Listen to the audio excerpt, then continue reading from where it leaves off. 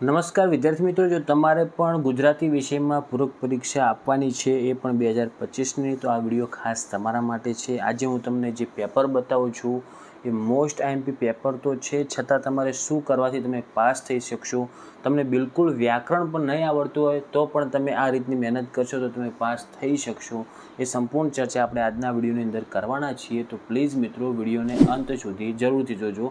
Paper આપ્યા પહેલાં video જોયેલો છે, તમને 100% ફાયદો થશે। ઓકે, તમારા જે બીજા મિત્રો ફેલ હોય ગુજરાતીમાં એમના સુધી પણ આ વિડીયોને તરત જ શેર કરી દો અને આપણી ચેનલમાં આવા ઉપયોગી વિડીયો માટે ચેનલને સબસ્ક્રાઈબ કરી દેજો।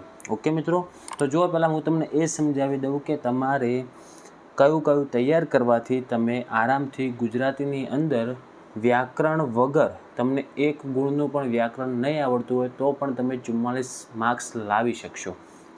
તો એ તમને જણાવી દઉં તમારે શું તૈયારી કરવાની। પછી હું એમાં તમને વિભાગ એ અને બીમાં થોડા ઘણું સોલ્યુશન પણ કરાવીશ। ઓકે, તો જો મિત્રો યાદ રાખજો, હું જે તમને કહું છું એ નોટ પેન લઈ અને સાથે બેસજો અને ટીક પણ કરી નાખજો કે તમારે કઈ રીતના તૈયારી કરવાની છે, કારણ કે સમય ખૂબ જ ઓછો સમય છે એટલે। તો પહેલાં જુઓ મિત્રો, તમારા વિભાગ એની અંદર શું આવશે તમને જણાવી દઉં। જુઓ, તમારે બધા જ જેટલા પણ પાઠો આપેલા છે ને પાઠ, એ પાઠના લેખકોના નામ તમારે ખાસ યાદ રાખવાના। તમારે 4 ગુણમાં તમારે જોડકા પૂછાશે।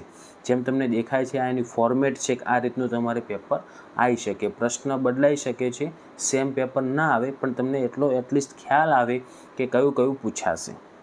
તો ખાસ વિડીયોને અંત સુધી સમજજો। વિભાગ એ માટે તમારે બધા જ પાઠના લેખકો તૈયાર કરી દેવાના, એટલે તમારે 4 ગુણના જોડકાના માર્ક્સ પાકા।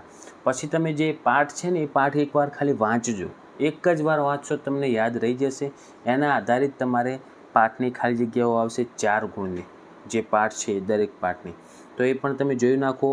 આ જે પ્રશ્ન આપેલા છે ને એ જ પાઠની તમારે ખાલી જગ્યા આવશે, તમારે એટલું શોધવાનું છે ખાલી કયા પાઠની છે, એ પણ 4 ગુણનું આવશે।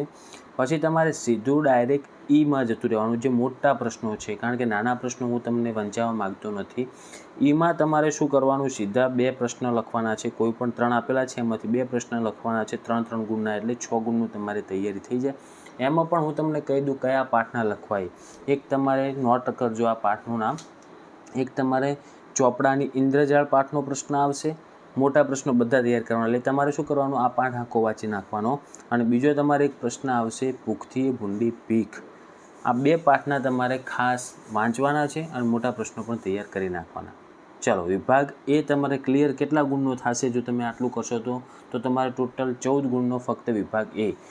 એવી જ રીતના સેમ ટુ સેમ આપણે વિભાગ બી 14 ગુણનો થશે। તમને જણાવી દઉં, વિભાગ બીમાં તમારે શું કરવાનું, પદ્ય વિભાગ આવે છે અને તમારે બધી જ કવિતાઓ છે, જેટલું પણ આપેલું છે ને એ બધું, એના સાહિત્ય પ્રકાર કયા છે, સાહિત્ય પ્રકાર મતલબ ચાંદલીઓ, તો એનો સાહિત્ય પ્રકાર શું થાય છે, એ દરેક વસ્તુ તમારે તૈયાર કરી નાખવાની છે। કારણ કે તમને સાહિત્ય પ્રકાર પણ પૂછી શકે છે, અથવા જો સાહિત્ય પ્રકાર ન આવડે તો તમારે લેખક પણ તૈયાર રાખવાના, તો તમારે 4 ગુણ રોકડા છે, કોઈ પણ માર્ક્સ કપાશે નહીં। ઓકે, તમારે સાહિત્ય પ્રકાર કરી નાખવાના બધી જ કવિતાઓના અને બધી જ કવિતાઓના લેખકના નામ। એક દિવસ થશે તમારે 4 ને 4 પાઠોના નામ, એટલે 8 ગુણ તમારે રોકડા તૈયાર થઈ જશે।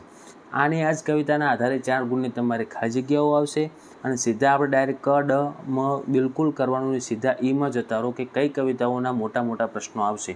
તો એક તો આવશે મિત્રો વૈષ્ણવજન અને એક આવશે દિવસો જુદાઈના જાય છે। આ 2 કાવ્ય પંક્તિઓ અથવા આ કવિતાઓ ખાસ નોટ કરજો। આના અંદરથી તમારે મુદ્દાસર 3 ગુણના પ્રશ્ન 2 આવશે ને આવશે। ઓકે, આ પ્રશ્નો જે આપેલા છે મોસ્ટ આઈએમપી તો કહેવાય જ તમારા માટે, પણ આપણે ફક્ત આટલા નહીં કરવાના, એક્સ્ટ્રા કરવાના છે, આપણે પાસ થવાનું છે, આપણે કોઈ જોખમ લેવું નથી, કારણ કે આપણું વર્ષ બગડી શકે છે।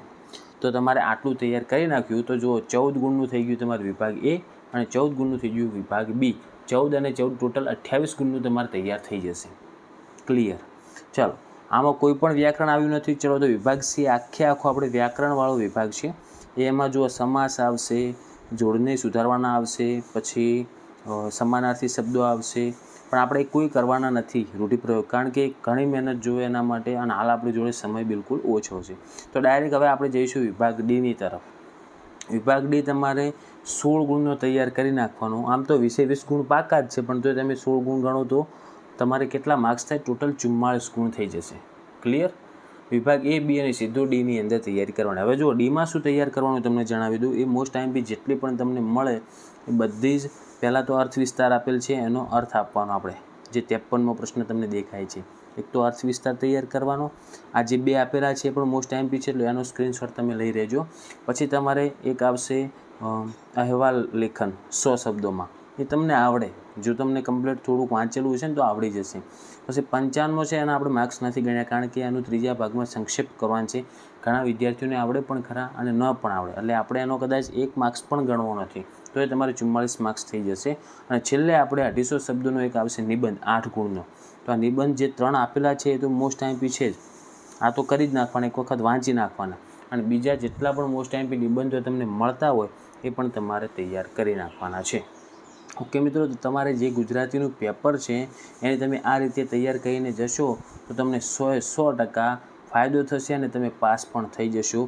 હવે આ તૈયારી તમારે કરવાની છે. વિડીયોમાં જો ખબર ન પડી હોય તો ફરી 5 મિનિટનો ટાઈમ આપીને વિડીયોને ફરી એકવાર જોઈ સમજી લો. મેં તમને જે કીધું એ મુદ્દા નોટ કરો અને એ રીતે આજે જ તૈયારી ચાલુ કરી દેજો, તમે પાસ થઈ જશો. ઓકે મિત્રો, તો આશા રાખું છું કે વિડીયો તમને ઉપયોગી બન્યો છે. તો વિડીયોને લાઇક કરી દો. આવા ઉપયોગી વિડીયો માટે આપણી ચેનલને સબસ્ક્રાઈબ કરજો. તમારા જેટલા પણ મિત્રો જે ફેલ થયા છે ગુજરાતીમાં એમના સુધી શેર કરવાનું બિલકુલ ન ભૂલતા, કારણ કે એમને પણ ફાયદો થાય ને એમનું પણ વર્ષ બચી જાય. ઓકે મિત્રો, તો જેટલા પણ વિદ્યાર્થીઓને ગુજરાતીનું પેપર છે એ દરેક વિદ્યાર્થીઓને મારા વતી એક્ઝામ માટે બેસ્ટ ઓફ લક. હવે મળીશું આપણે નેક્સ્ટ વિડીયોમાં. Thank you so much for watching my videos. Thank you so much.